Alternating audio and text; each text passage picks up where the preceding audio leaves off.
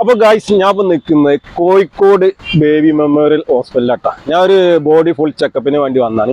അപ്പൊ ഞാൻ ഇവിടെ വന്നപ്പോൾ കണ്ട ഒരു സംഭവം എന്ന് പറഞ്ഞു കഴിഞ്ഞാൽ ഏറ്റവും കൂടുതൽ കാർഡിയോളജിയും പിന്നെ ഗ്യാസ്ട്രോളജിക്കുള്ള ആൾക്കാരാണ് ഇവിടെ ഏറ്റവും കൂടുതൽ ക്യൂ നിൽക്കുന്നത്. അതിൻ്റെ ഒരു കാരണം എന്താണെന്ന് അറിയാം, നമ്മൾ തന്നെയാണ്. നമ്മളെ ഭക്ഷണ നിയന്ത്രണം വളരെ കുറവാണ്. കാരണം ഈ ഫാസ്റ്റ് ഫുഡുകളും ഇങ്ങനെയുള്ള ഒരുപാട് നമ്മൾ കളർ ഫുഡുകളും ഇതൊക്കെ അടിച്ച് കയറ്റിയിട്ട് ഗ്യാസും കയറി ഹാർട്ടും ബ്ലോക്കായി അങ്ങനെ ഉള്ള പ്രശ്നങ്ങളാണ് ഇപ്പൊ നമുക്ക് ഇവിടെ ഏറ്റവും കൂടുതൽ വരുന്നത്.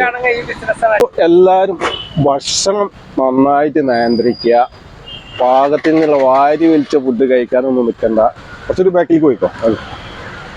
അപ്പോൾ അതേപോലെ ഈ ഫാസ്റ്റ് ഫുഡ് കളർ ഫുഡ് ഇതൊന്നും കഴിക്കാതെ ഇരിക്കുക. നല്ല ഫുഡുകൾ പരമാവധി നമ്മൾ ഹോട്ടൽ ഫുഡ് ഒഴിവാക്കുന്നതാണ് നല്ലത്.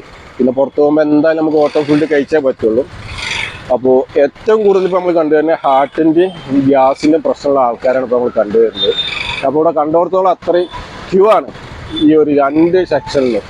അപ്പോൾ എല്ലാവരും ശ്രദ്ധിക്കുക, മെയിനായിട്ട് ഭക്ഷണം തന്നെയാണ് ശ്രദ്ധിക്കേണ്ടത്. പുറത്തുള്ള മറ്റുള്ള ഈ ഒരു കച്ചറ ഫുഡുകളൊന്നും കഴിക്കാൻ നല്ല രീതിയിലുള്ള ഫുഡുകൾ കഴിച്ച് ശരീരം നോക്കുക. പിന്നെ വ്യായാമം ഇതൊക്കെയാണ് വേണ്ടത്. പിന്നെ അതല്ല, ഇപ്പോൾ ഒരു കുട്ടീനെ കൊണ്ടുവന്നിട്ടുണ്ട്, 10th പഠിക്കുന്നതാണ്.